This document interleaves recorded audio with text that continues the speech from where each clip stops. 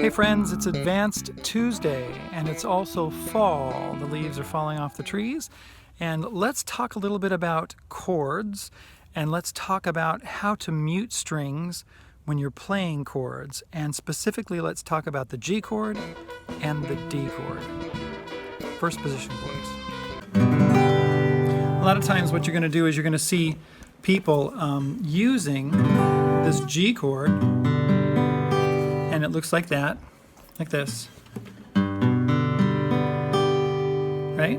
Your middle finger, your second finger, is on the top string, 3rd fret. Now, I want to let you know that this is probably the best way to get this chord laid down, is to do one finger at a time. Like this one is the most important. This is the classic way that you'll see. So what happens is that the first finger goes on the 5th string up, 2nd fret, right there. Second finger goes on the 3rd fret, E string, 6th string up. And then the third finger goes on the 3rd fret, 1st string, right there. So that's the one you'll see. The one I prefer is not to use this finger here, to take that finger off.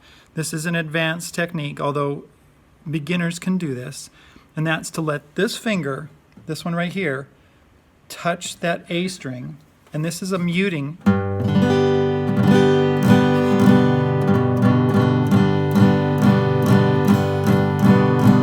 See that? So what we do is we mute that A string. It's actually a B note right there.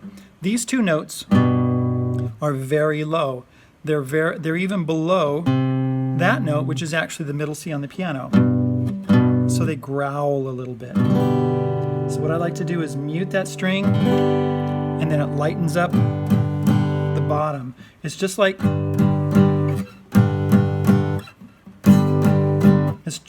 the bar chord, the low sound. Okay.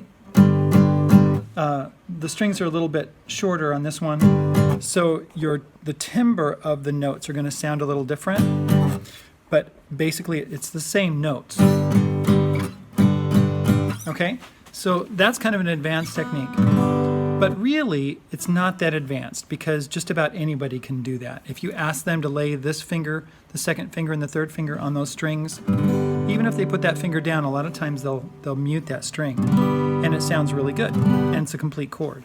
So now another sort of advanced technique, this is your D chord. Okay, this is the one that a lot of people use. So like that. Okay, and in my video about the D chord, I show you about 3 different ways to play it. And your bass note is on the D string right there. Okay, so what you want to do to be able to mute these strings, because you do not want that E string playing, you do not want that sound like this, right? You just want the D string like that. So, you don't want this sound, because this note is not even in the chord. This is an A note, which is an okay note. I mean, it's all right. It's in the chord. There's an A note. There's an A note right here, right there on the 2nd fret, 3rd string up. Right, that's an A, and that's an A on the A string. So those two notes are the same, but that would be a D with an A bass, right? It gives a different feeling. Understand that when you have a different bass note than the root note, it gives you a different feeling to the chord, right? It gives it, it doesn't give it a solid feeling. When you have the root in the chord, in a D chord, the D is the root. So it doesn't give that solid D sound. It gives you a 5th in the bass, the A is the 5th, and it'll unstabilize the chord. It's a chord that feels like it needs to move somewhere. So what I do to mute the string, this is what we're talking about. Actually, I never go like that usually.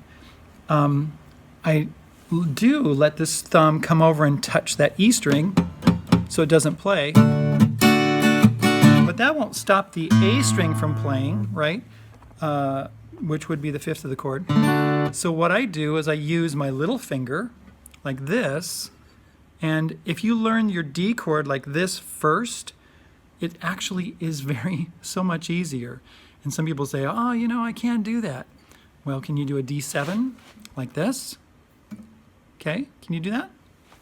Because if you can do that, right, all you do is you take your little finger and put it right there, boing, and you get your D. D7, D, right, just like that.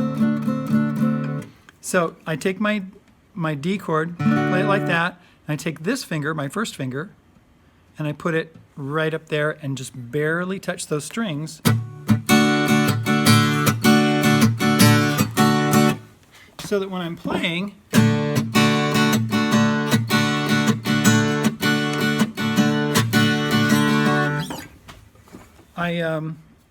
if I hit those strings, if I hit the E string or the A string, they will not play.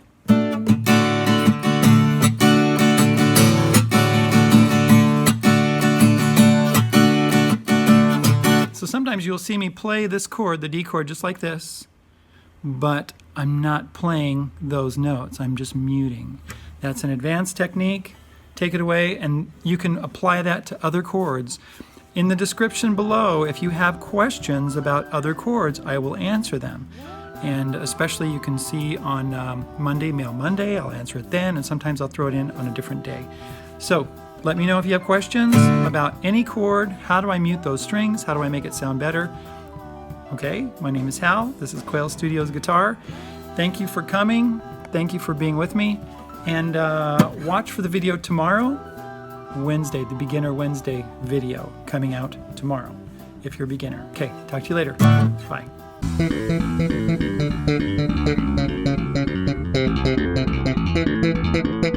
Bye.